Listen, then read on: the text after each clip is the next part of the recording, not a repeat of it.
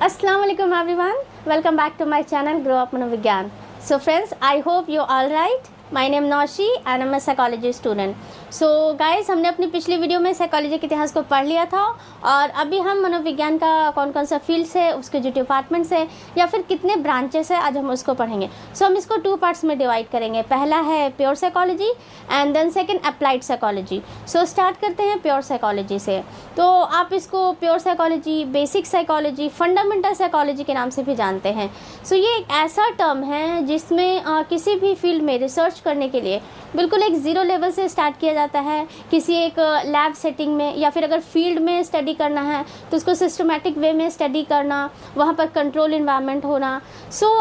Fundamental psychology में जो researches किए जाते हैं वो काफ़ी बेसिक से स्टार्ट होते हैं और नए नए मतलब रिसर्चेस किए जाते हैं, नई नई थ्योरीज बनाई जाती हैं. या फिर मान ली किसी ऐसे रिसर्च को, किसी ऐसे थ्योरी को वापस से रिसर्च किया जाता है जो उस सिनेरियो में, उस वक्त के टाइम पर, उस वक्त के लोगों के लिए एप्लीकेबल तो थे, लेकिन आज के मॉडर्न ज़माने में या फिर मॉडर्न एज में वो अभी एप्लीकेबल नहीं हो पा रहे हैं. सिचुएशंस चेंज हो गई हैं या फिर कुछ ऐसा जो उस सिनेरियो में फ़िट हो रहे थे लेकिन इस सिनेरियो में एप्लीकेबल नहीं है. तो फिर उसमें कुछ मॉडिफाई करना, कुछ चेंजेस लाना, उसको दोबारा रिसर्च करके देखना कि उसमें और क्या अच्छा जोड़ा जा सकता है या कुछ उस वक्त का कुछ ऐसा था जो हटाया जा सकता है. तो ये जो जोड़ तोड़ का एक काम है और एक नए रिसर्च को बनाना, नए सिद्धांत को बनाना, ये आप प्योर साइकोलॉजी या फिर बेसिक साइकोलॉजी के अंतर्गत इसको स्टडी करते हैं. सो इसके कई सारे फील्ड्स हैं या फिर कई सारे इसके जो ब्रांचेस हैं या फिर सब ब्रांचेस हैं, आप इसको कह सकते हैं. इसमें पहला है जनरल साइकोलॉजी.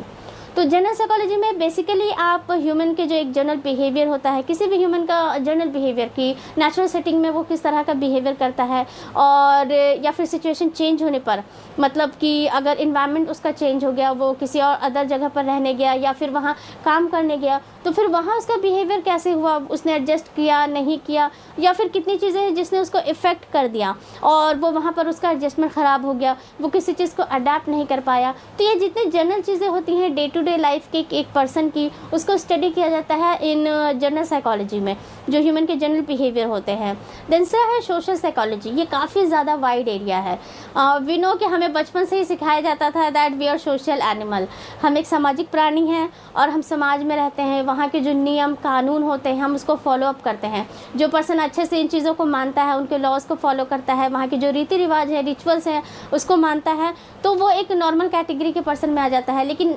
अगेंस्ट अगर कोई पर्सन है जो उन नियमों को नहीं मानना चाहता, कुछ ऐसे स्टीरियोटाइप है जिसको वो फॉलो नहीं करना चाहता,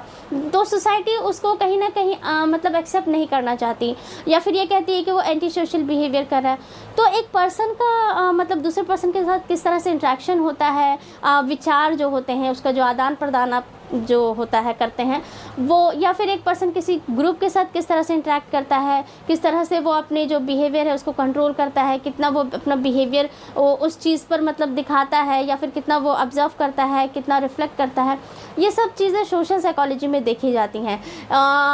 एक एग्जांपल से आप इसको समझ सकते हैं. लाइक किसी सोसाइटी में 2 ग्रुप हैं, पॉलिटिकल ग्रुप हैं और उनके अपने अपने थॉट्स हैं, अपोजिट हैं वो दोनों, उनके अपने थॉट्स हैं, उनके अपने विचार हैं, तो वो आपस में क्लैश करती हैं और फिर यहाँ पर फिर वही एंटी सोशल बिहेवियर आ जाता है कि दंगे होते हैं, फसाद होते हैं और एक जो किसी भी पर्सन की लाइफ को वो इफ़ेक्ट कर जाता है, जो वहाँ पर जो लोग रह रहे हैं. तो इन चीज़ों को दूर करना या फिर उनके बीच में किस तरह से उनको आपस में जोड़ करके रखा जाए, उनके विचारों का जो एक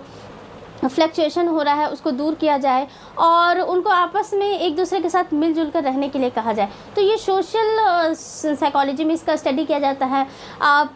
कितने सारे ऐसे सोशल साइकोलॉजिस्ट हैं जिन्होंने बिहेवियर से रिलेटेड और मतलब परसेप्शन से रिलेटेड ऐसी थ्योरीज दी हैं जिनको अप्लाई करके आप उनका जो सोचने का तरीका है, उनका जो एक एटीट्यूड है, आप उसको चेंज कर सकते हैं. उनका जो प्रीजुडिस है, जो पहले से उन्होंने एक र्यूमर फैला के रखा है या फिर एक वहम पाल के रखा है कि इस ग्रुप में ऐसी चीज़ें हैं जो हमें एक्सेप्ट नहीं, या फिर इस ग्रुप में ऐसी चीज़ें हैं जो हम नहीं मानते उस चीज़ को. तो इन चीज़ों को आप एक दूसरे के साथ इंटरलिंक कर करके एक दूसरे के साथ काफ़ी अच्छे से तालमेल बैठा करके दोनों ग्रुप का आप आपस में मतलब एक अच्छा कोऑर्डिनेशन कर सकते हैं. तो ये सोशल साइकोलॉजी जो सोशल साइकोलॉजिस्ट होते हैं ये इसी चीज़ का स्टडी करते हैं सोशल साइकोलॉजी में. देन एक फील्ड है पैरासाइकोलॉजी. सो इसमें ऐसे लोगों के बिहेवियर का स्टडी किया जाता है जो लोग काफ़ी ज़्यादा अंधविश्वासी होते हैं, या फिर जो लोग पुनर्जन्म को मानते हैं, या वो अशुभ और अशुभ की जो बातें करते हैं। तो ऐसे लोग की प्रेजेंट लाइफ को, उनकी पास्ट की लाइफ क्या रही, या फिर उनका जो फ्यूचर होगा वो काफ़ी ज़्यादा मतलब एक प्रिडिक्टेबल लाइफ जीते हैं। कुछ भी उनके लाइफ में अनप्रिडिक्टेबल नहीं होता है। वो हर चीज़ को मतलब ये ऐसे हुआ, हर चीज़ के पीछे एक रीज़न देने की कोशिश करते हैं। वो प्रैक्टिकल लाइफ नहीं जी पाते। तो उनसे जो रिलेटेड लोग हैं, उनके जो रिलेटिव्स हैं, जो उनकी फैमिली मेम्बर्स हैं, या फिर जिस सोसाइटी में वो रह रहे हैं, उनकी लाइफ को भी वो काफ़ी ज़्यादा इफ़ेक्ट कर देते हैं और साथ में अपनी लाइफ को भी इफ़ेक्ट करते हैं। तो साइकोलॉजिस्ट का काम होता है कि उनके इन अंधविश्वासों को दूर करना, उनको एक प्रैक्टिकल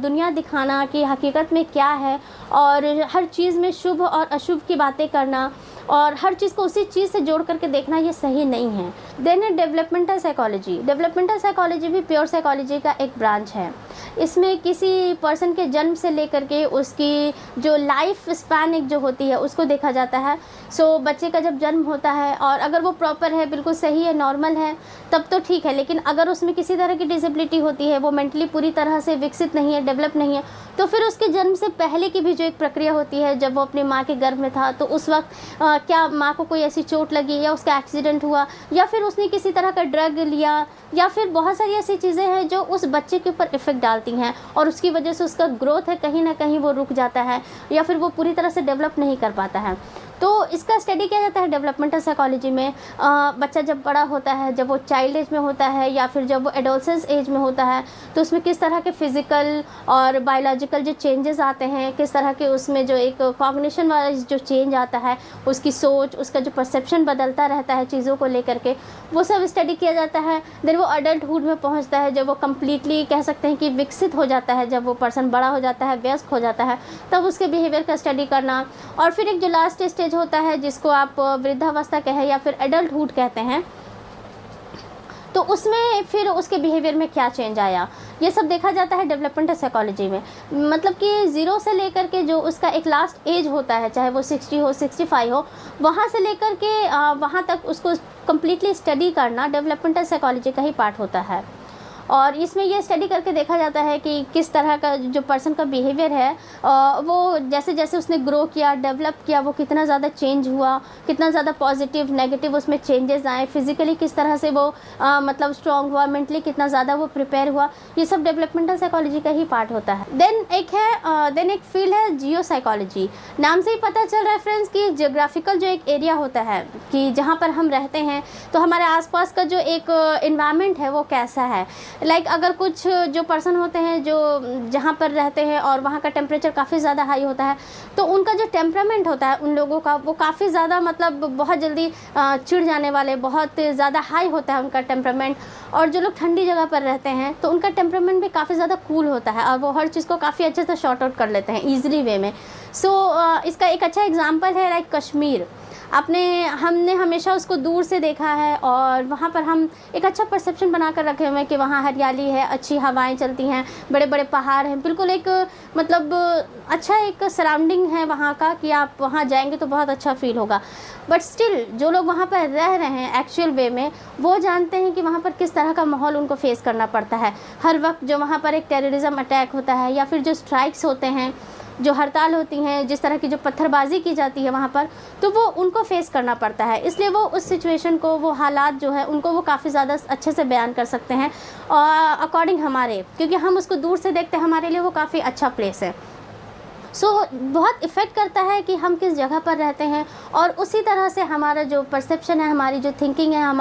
हमारा जो टेम्परामेंट है वो बनने लगता है और हमारी पर्सनालिटी बिल्कुल वैसी हो जाती है। तो इसमें जो जियो साइकोलॉजिस्ट होते हैं वो लोगों के बिहेवियर को जो मतलब स्टडी करते हैं, उसी नेचर में, जिस नेचर में वो रहते हैं और उसी कंटेक्स्ट में उसको अंडरस्टैंड करने की कोशिश करते हैं और फिर उसी से रिलेटेड उनमें रिसर्चेस किए जाते हैं कि किस तरह से चेंजेस किए जाते हैं, उनके परसेप्शन को कैसे चेंज कर सकते हैं, उनको किस तरह से उनके एटीट्यूड को बदल सकते हैं और उनको अच्छा रिलैक्स फील करा सकते हैं। अगर वो काफ़ी ज़्यादा परेशान हैं, वो रेस्टलेस हैं, तो उनको मतलब एक अच्छा रिलैक्स फील करवाना, ये साइकोलॉजिस्ट का काम होता है। फील्ड है जिसको फिजियोलॉजिकल साइकोलॉजी या फिर बिहेवियरल न्यूरो साइकोलॉजी भी कहते हैं। तो इसमें जो किसी ह्यूमन का कॉन्स्टिट्यूशनल जो फैक्टर होता है, उसकी जो शारीरिक बनावट होती है कि हर पर्सन का अपना एक अलग से बॉडी टाइप होता है, उसका एक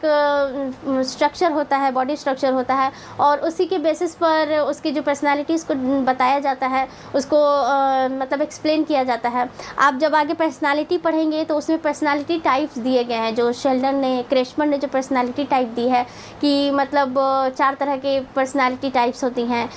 जिसमें मतलब एक्सोमॉर्फिन, एंडोमॉर्फिन, मेसोमॉर्फिक, ये सब जो पर्सनालिटीज़ हैं वो किस तरह से बताया गया, वो रिसर्चेस करके, डिफरेंट पर्सनालिटीज़ को स्टडीज़ करके उसके बेसिस पर उसको डिफ़ाइन किया गया कि ऐसे जो लोग हैं जिनकी शारीरिक बनावट ऐसी है तो उनका जो नेचर है, उनकी जो थिंकिंग है, उनका जो एक एक्टिविटी है डेली लाइफ का वो ऐसा होगा, वो इस तरह की लाइफ स्टाइल को जिएंगे। तो ये सब डिफ़ाइन किया जाता है स्टडीज़ करके। तो फिजियोलॉजिकल साइकोलॉजी में ह्यूमन के जो शारीरिक बनावट होती है, उसका जो एक कॉन्स्टिट्यूशनल फैक्टर होता है, उसका जो एक मतलब शारीरिक ढांचा जो होता है, उसके बेसिस पर बहुत सारे सिद्धांत और नियम बनाए जाते हैं और उनको अप्लाई करके उनको देखा जाता है, उनका स्टडी किया जाता है कि वो दूसरे पर्सन पे भी लागू हो रहा है या नहीं हो रहा है। इसके बाद एक फील्ड है, काफ़ी ज़्यादा इंपॉर्टेंट फील्ड है, जिसको एबनॉर्मल साइकोलॉजी कहा जाता है। एबनॉर्मल साइकोलॉजी में मोस्टली ऐसे लोगों के बिहेवियर का स्टडी किया जाता है जिनका जो बिहेवियर होता है वो अबनॉर्मल होता है, अवे फ्रॉम नॉर्मल। ऐसे तो फ्रेंड हम सभी के बिहेवियर जो कभी ना कभी अबनॉर्मल हो जाते हैं,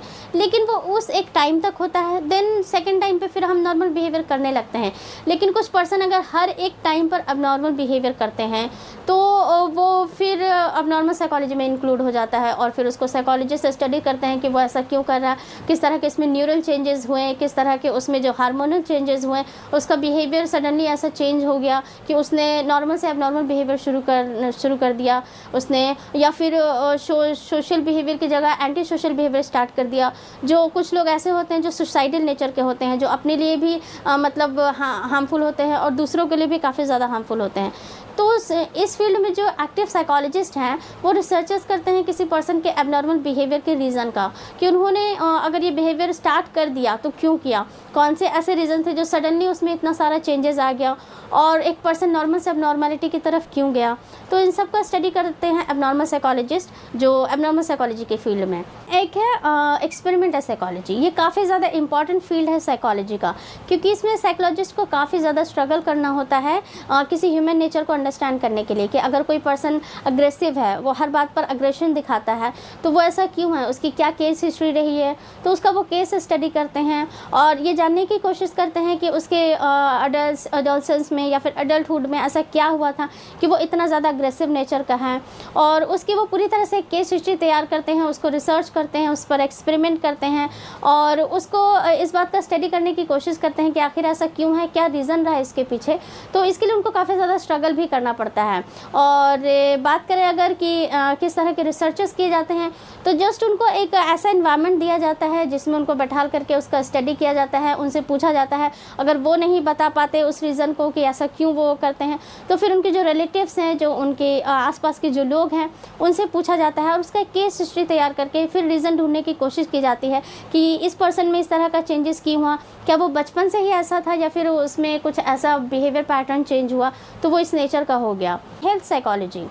ये एक ऐसा फील्ड है जिसमें लोगों के हेल्थ से जो जुड़ी इश्यूज़ होती हैं उसको देखना। आज नाउअडेज़ वी नो कि काफ़ी ज़्यादा हेल्थ इश्यूज़ हैं सभी को, लेकिन फिर भी बहुत सारी ऐसी बीमारियां होती हैं जो कभी ठीक नहीं हो पाती और लाइफ टाइम के लिए उनकी दवाइयाँ चलती हैं, उनको मेडिसिन लेने होते हैं। तो उसमें उस मेडिसिन की वजह से उनमें क्या चेंजेस आ रहे हैं, कितना ज़्यादा वो चिड़चिड़ा रहने लगे हैं या फिर कितना ज़्यादा वो फ्रस्ट्रेट हो चुके हैं इस चीज़ से, और वो या फिर उनमें जीने की इच्छा नहीं है, वो कुछ लोग सुसाइडल नेचर के हो जाते हैं कि हमें अब जीना ही नहीं है इस बीमारी के साथ। तो साइकोलॉजिस्ट इस चीज़ को अपने तरीके से हैंडल करने की कोशिश करते हैं, उनकी काउंसलिंग करते हैं, उनके सेशंस चलाए जाते हैं ताकि उनको थोड़ा रिलैक्स फील कराया जाए, उनमें अच्छे और पॉजिटिव वाइब्स मतलब डालने की कोशिश की जाती है ताकि वो अपनी लाइफ को जितनी भी है जैसी भी है उस लाइफ को अच्छे से जी सकें और एक पॉजिटिविटी रखें अपनी लाइफ की तरफ। तो जो हेल्थ साइकोलॉजी से जुड़े साइकोलॉजिस्ट होते हैं वो मेडिसिन यूज़ करें या ना करें, लेकिन उनको जो काउंसलिंग देते हैं, उनको जो एक गाइडेंस देते हैं, उनको जो एक लाइफस्टाइल जीने का जो एक तरीका बताते हैं वो काफ़ी ज़्यादा अफेक्ट करता है उनकी लाइफ को और एक अच्छा मतलब अफेक्टिव चीज़ है। और उनकी लाइफ पर एक अच्छा इफेक्ट डालता है, और धीरे धीरे कहीं ना कहीं वो एक अच्छा परसेप्शन बना पाते हैं अपनी लाइफ की तरफ, और थोड़ा उनका फ्रस्ट्रेशन कम होता है, उनमें जो अग्रेशन होता है, उनमें एक चिड़चिड़ाहट जो होती है वो कम होती है। मैट्रिक, तो इसमें जो साइकोलॉजिस्ट होते हैं वो किसी भी पर्सनालिटी को असेस्ट करते हैं, किसी टेस्टिंग या टूल्स के थ्रू उसको मेज़रमेंट करते हैं, और उसके एटीट्यूड कैसा है, उसमें कितना एप्टीट्यूड है, या फिर उसका जो मतलब किसी चीज़ को लेकर के कैसा परसेप्शन है, और उसमें इंटेलिजेंस कितना ज़्यादा है, ये सब मेज़र किया जाता है टेस्ट और टूल्स के थ्रू साइकोमेट्रिक में। इससे अलग फील्ड है, उसको आप इंडिविजुअल साइकोलॉजी या डिफरेंशियल साइकोलॉजी भी कह सकते हैं। तो इसमें जो एक्टिव साइकोलॉजिस्ट होते हैं वो ह्यूमन के बीच में जो एक इंडिविजुअलिटी पाई जाती है कि हर पर्सन की अपनी एक इंडिविजुअल थिंकिंग होती है, उनके अंदर एक यूनिकनेस पाया जाता है, किसी काम को करने का एक अलग तरीका होता है, किसी चीज़ को सोचने का एक अलग नज़रिया होता है, और उनके इसी अलग काम करने की वजह से या अलग नज़रिए की वजह से सोसाइटी में उनकी एक अलग पहचान बनती है, और लोग उनको उसी तरह से अप्रोच करते हैं और उनको उसी तरह से रिकॉग्नाइज़ करते हैं। तो लोगों के बीच में जो एक इंडिविजुअल डिफरेंसेस जो पाया जाता है, साइकोलॉजिस्ट इसी चीज़ का स्टडी करते हैं कि हम जो ह्यूमन बीइंग है उनके बीच में इतनी ज़्यादा जो अलग इंटरेस्ट होना, अलग एप्टीट्यूड होना, एक परसेप्शन ही अलग होना या एटीट्यूड अलग होना, तो इन सब का स्टडी जो है इंडिविजुअल साइकोलॉजिस्ट के थ्रू किया जाता है इंडिविजुअल साइकोलॉजी में। देन एक लास्ट है कॉग्निटिव साइकोलॉजी। कॉग्निटिव साइकोलॉजी एक ऐसा इंपॉर्टेंट फील्ड है जो किसी भी पर्सन की जो एक मेंटल प्रोसेस होती है, जो हमारे कॉग्निशन होता है, उसका स्टडी किया जाता है। लाइक हमारी जो थिंकिंग है, हमारा जो परसेप्शन है, लर्निंग है, हमारी मेमोरी, या फिर प्रॉब्लम सॉल्विंग, कॉन्सेप्ट फॉर्मेशन, ये ऐसी चीज़ें हैं जो हर पर्सन में अलग अलग मेज़रमेंट में पाई जाती हैं और अलग अलग तरीके की होती हैं। अगर किसी साइकोलॉजिस्ट को ये रिसर्च करना है, ये एक्सपेरिमेंट करना है, या फिर ये देखना है कि किसी पर्सन की मेमोरी कितनी ज़्यादा एक्टिव है, या फिर कितना ज़्यादा वो चीज़ों को स्टोर कर पाता है, रिटेन कर पाता है, उसकी मेमोरी कितनी स्ट्रॉन्ग है, या फिर किसी की मेमोरी कितनी ज़्यादा वीक है और वो चीज़ों को जल्दी फॉरगेट कर जाता है, या उसमें फॉरगेटिंग बहुत जल्दी हो जाती है, तो उसके लिए वो कई तरह के टेस्ट और टूल्स या फिर क्वेश्चनर या फिर शेड्यूल्स, ऐसी चीज़ें होती हैं जिसको वो यूज़ करते हैं, और उन टेस्ट और मेज़रमेंट के थ्रू उसको देखा जाता है कि उसमें मेमोरी कैसी है और मेमोरी पावर उसमें कितना ज़्यादा है, उसको कैसे इन्हांस किया जा सकता है, किस तरह से उसको और बढ़ाया जा सकता है उनकी मेमोरी को, और कितना स्ट्रॉन्ग किया जाता है। तो ये कॉग्निटिव साइकोलॉजिस्ट के थ्रू देखा जाता है कि किसी पर्सन की परसेप्शन जो है कि चीज़ों को लेकर के वो अच्छी है या बुरी है, वो किसी चीज़ को रियलिस्टिक वे में देखता है, या फिर अपनी जो एक मतलब डे ड्रीमर है कैसा है, वो इन सब चीज़ों का जो स्टडी है वो कॉग्निटिव साइकोलॉजी में किया जाता है। ये तो था कि प्योर साइकोलॉजी या फिर बेसिक साइकोलॉजी क्या है, और उसमें किस तरह से नए नए रिसर्चेस हो रहे हैं और थ्योरीज बनाई जा रही हैं ताकि उसको प्रैक्टिकल लाइफ में अप्लाई करके देखा जा सके कि वो कितना ज़्यादा यूज़फुल है और ह्यूमन नेचर को समझने के लिए वो कितना ज़्यादा मतलब एप्लीकेबल है। इस वीडियो में बात करेंगे अप्लाइड साइकोलॉजी का, क्योंकि अप्लाइड साइकोलॉजी का फील्ड भी काफ़ी ज़्यादा है, और हम जानते हैं कि आजकल के ज़माने में जो भी रिसर्चेस होती हैं और जो थ्योरीज बनाई जाती हैं उनका एप्लीकेशन काफ़ी ज़्यादा किया जाता है। तो हम अप्लाइड साइकोलॉजी की जितनी फील्ड्स हैं उसको हम अपनी नेक्स्ट वीडियो में कंप्लीट करेंगे। सो तब तक good bye and take care.